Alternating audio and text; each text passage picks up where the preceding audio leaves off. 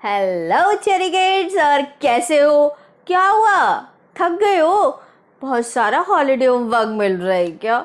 कोई बात नहीं, आप तो स्ट्रॉन्ग किड्स हो ना, स्ट्रॉन्ग चेरी किड्स हो। तो अपना होमवर्क करो अच्छे से, और होमवर्क करके जब आप थक जाओ तो मैं हूं ना आपके लिए, और मेरी स्टोरीज हैं आपके लिए। तो उनको सुनो और माइंड फ्रेश करो, और फिर वापस back to your homework. Yes, तो फिर आज स्टार्ट करें अपनी स्टोरी। तो शुरू करते हैं अपनी स्टोरी।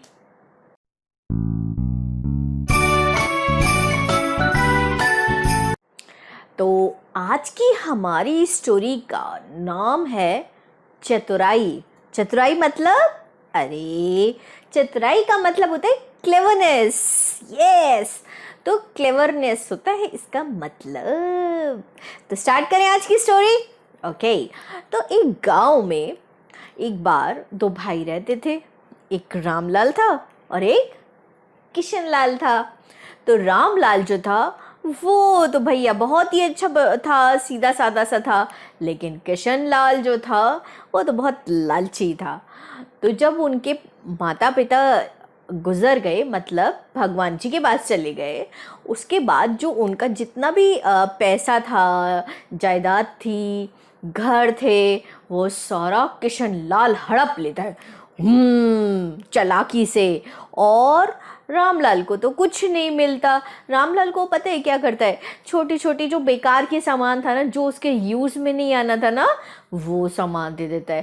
कहते हैं देखो देखो, हमारा बंटवारा हो गया है, ये वाला तुम्हारा और ये मेरा।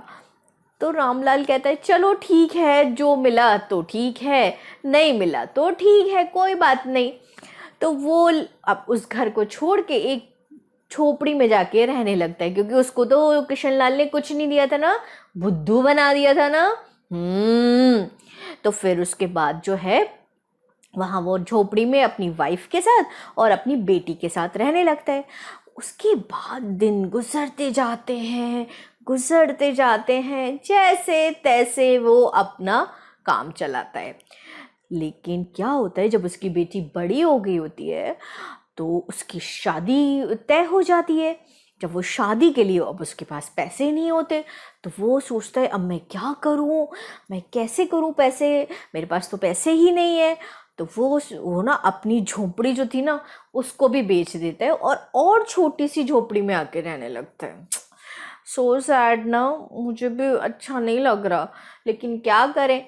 फिर वो उस झोपड़ी को बेच के जो पैसे मिलते हैं ना उसको, उससे वो उसके लिए सामान खरीद के लाता है। और फिर जो बचे हुए पैसे थोड़े और बचते हैं, उससे फिर वो अब उसके लिए ज्वेलरी लेने की सोचता है कि भाई कुछ तो ज्वेलरी देनी पड़ेगी शादी में। तो वो क्या करता है, वो शहर जाता है। शहर जाके छोटा मोटा जो भी ज्वेलरी खरीद पाता है उस पैसे में वो खरीद लेता है। उसको खरीद के वो अपना लौट रहा होता है गांव। जब वो गांव लौट रहा होता है तो वो एक जंगल को क्रॉस करता है। जंगल, तो पता है क्या हुआ, लेकिन जंगल में इस बार उसे कोई जानवर नहीं मिला। इस बार उसे मिला एक बहुत बड़ा डाकू। डाकू पता है, डकैत होते हैं, वो मिल गया। उसने उसको, उसका नाम था वीरू डाकू। वीरू डाकू वॉज वेरी क्रूअल। बहुत क्रूअल था वो, बहुत लूट मार मचाता था। थीफ था वो बहुत बड़ा। तो सबके पैसे लूट लेता था, सब ये सब जो भी महंगा महंगा सामान होता था सब छीन लेता था। बहुत गंदा आदमी था, वेरी बैड बॉय। तो वो उसको मिलता है, तो वो उसको फिर रोकता है, ए कहाँ जा रहे हो तुम? वो डर जाता है। वो रामलाल कहते हैं मैं तो अपने घर जा रहा था। कहाँ से आ रहे हो? मैं तो शहर से आ रहा था, कुछ सामान खरीदना था, मेरी बेटी की शादी है। तो उसने कहा दिखाओ क्या लेकर आए हो, मुझे दो। तो उसने कहा कुछ नहीं कुछ नहीं, प्लीज मेरी बेटी की शादी है, मुझे छोड़ दो। लेकिन वीरू डाकू जो था ना, वो तो मानने वाला नहीं था। उसने कहा दिखाओ क्या लेकर आए हो। तो वो कहते हैं देखो मेरे सामान को छोड़ दो ना प्लीज़, मेरी बेटी की शादी है, मुझे उसको बहुत मुश्किल से मैंने पैसे जमा किए हैं, बहुत मुश्किल से मैंने अपना घर बेचा, उसके बाद मेरे पास पैसे आए हैं, मुझे थोड़ा सा सामान है। उसने कहा नहीं, अगर तुम्हें यहाँ से जाना है तो सामान दे के जाना होगा, नहीं तो तुम यहाँ से ज़िंदा नहीं जा सकते। अब तो भाई वो परेशान हो जाता है, फिर वो सोचता है कि क्या करूं, एक कुछ तो इसको सबक तो सिखाना पड़ेगा, अब बहुत हो गया।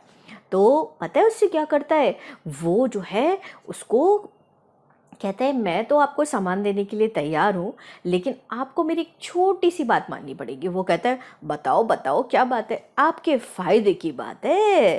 तो उसने कहा अच्छा बताओ क्या बात है। तो उसने कहा कि आप ना ऐसा कर सकते हो कि कल मेरा जो एक और भाई है किशन लाल, उसकी भी बेटी है, उसकी भी शादी है, और वो भी कल यहाँ इसी समय यहाँ सामान लेके लौटेगा शहर से। मेरे पास तो थोड़े पैसे थे तो थोड़ा सा सामान है, लेकिन वो तो बहुत पैसे वाला है, उसके पास तो बहुत सामान होगा, तो क्या आप उसका सामान ले लोगे।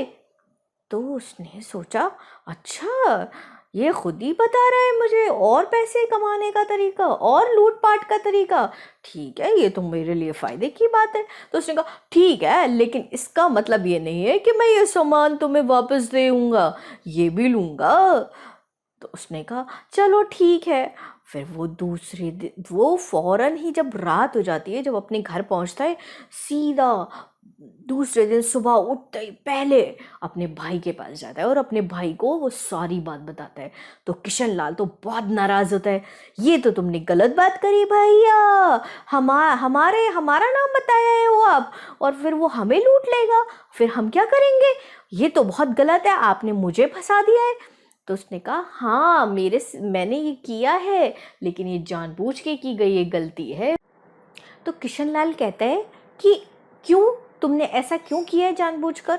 तब वो बताता है कि अरे ये जो डाकू है ना, ये बहुत ज़्यादा खूंखार हो गया है, दिन ब दिन इसने सबको परेशान करना ज़्यादा शुरू कर दिया है, अब इसको सबक सिखाने की बारी है, इसको पुलिस से पकड़वाना चाहिए।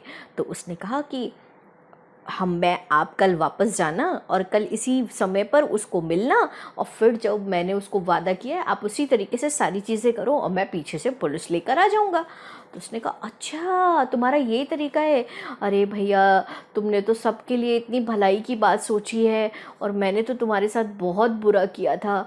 अब ऐसा करता हूँ मैं तुम्हें अपनी जायदाद से सारा आधा आधा जो एक अच्छा हिस्सा था मैं उसको दूंगा, और जिस तरीके से मुझे करना चाहिए था मैं आपके साथ वैसा ही व्यवहार करूंगा, और आप जो है आप प्लीज़ मेरी हेल्प करो, फिर आज मेरी ढंग से हेल्प कर देना। तो उसने कहा तुम चिंता मत करो, ये मैंने बहुत सोच समझ के लिया गया मेरा काम है। उसके बाद वो दूसरे दिन जब वो वैसे ही उसी शाम को जब वो निकलता है ना वहाँ से, जैसे ही वीरू उसको पकड़ने जाता है किशन लाल को, पीछे से भाई पुलिस आके उसको पकड़ लेती है। ये पकड़ा गया, डाकू पकड़ा गया। तो पता है फिर जब सब पुलिस जो होती है, फिर वो बहुत दोनों भाइयों को थैंक्स कहती है कि आप दोनों की बहादुरी की वजह से आज ये इतना बड़ा चोर पकड़ा गया, अगर आप बहादुरी और दिमाग से काम नहीं लेते तो ये ऐसे ही लोगों को लूटता रहता, इसलिए आपका बहुत बहुत धन्यवाद। और उधर किशन लाल भी रामलाल को, अपने भाई को अच्छे से उसका हिस्सा देता है और उसकी बेटी की शादी अच्छे से करवा देता है। तो ये होती है हमारी स्टोरी खत्म।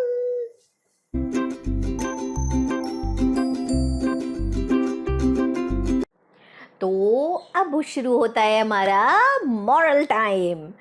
आप अपना मॉरल लिख रहे हो ना मेरे कमेंट सेक्शन में, मैं चेक करती हूँ, बहुत कम लोग लिख रहे हैं, तो सब लोग लिखना शुरू करो ना। और अब मैं बताती हूँ इसके मॉरल क्या है जो मुझे लगा।